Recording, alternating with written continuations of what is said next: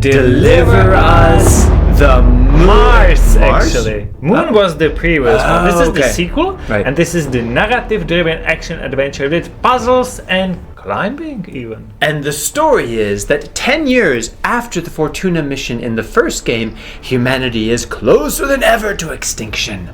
After a mysterious distress call from Mars, Earth's youngest astronaut, Kathy, joins Zephyr and its crew in one last mission to recover the Ark colony ship stolen by the mysterious Outward, and with them, ensure the survival of the human race. So, save the world by going to Mars, kind of thing. Right. Yeah. The game starts with the main character as a child, but after the prologue, soon she becomes an adult, and then the game goes into so many parts because there's an adventure part. It's more like a movie, a lot of cutscenes. Lots of cutscenes. Then there's light puzzling. There's even exploration, both by foot and even underwater.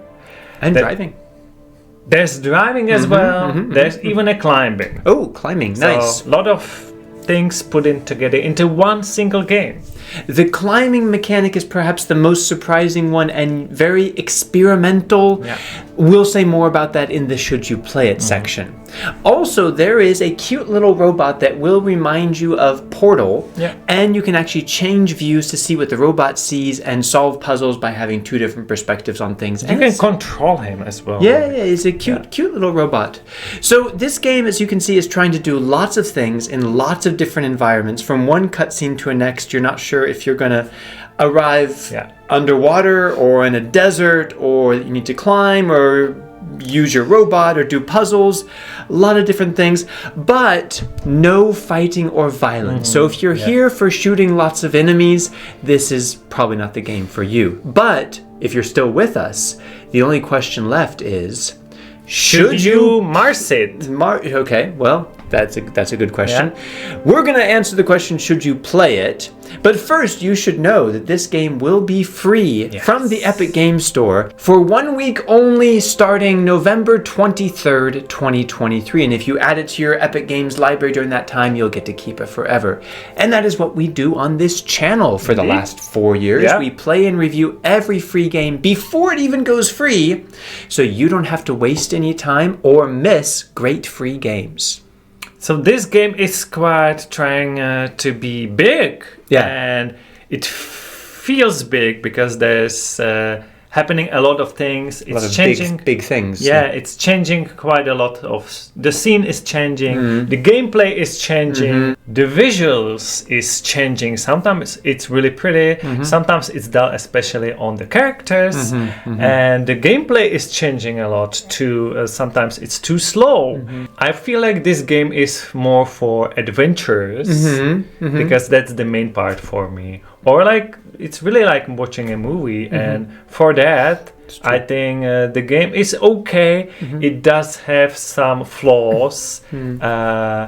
It feels a little bit unfinished, to be fair, but it is interesting to me, and it takes about 8 to 10 hours to finish, which is decent, I think. So I'm gonna give it a yes. You should try it out, and you should play it while it's free, especially. I'm honestly surprised because I thought it would be rough enough that it would get a no from you. It is rough, yeah. It's very rough around the edges, and it's trying to have puzzle elements. It's not a great puzzler. It's trying to have climbing. It's not, the climbing elements are not great. No.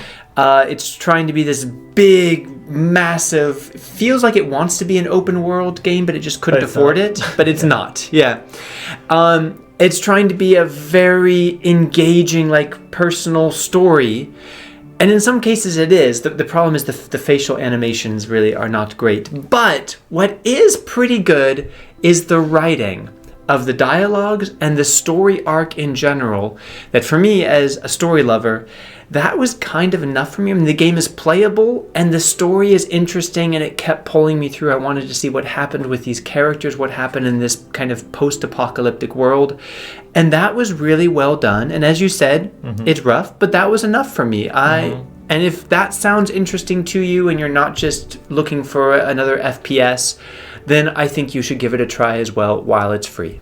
It's basically free Starfield, but a little bit low budget. A little bit smaller. But actually, we did play a similar game a little bit. Really? Maybe if you are into action and want to explore other planets, Scars Above was it's true. similar to it. It's true. And it's all about action. It's more like Dark Soul-y. Sci-fi Dark Soul. It was never free. No. But it's it's like a less than 1 year old game, so you can watch our review to find out if that game suits you better than this one.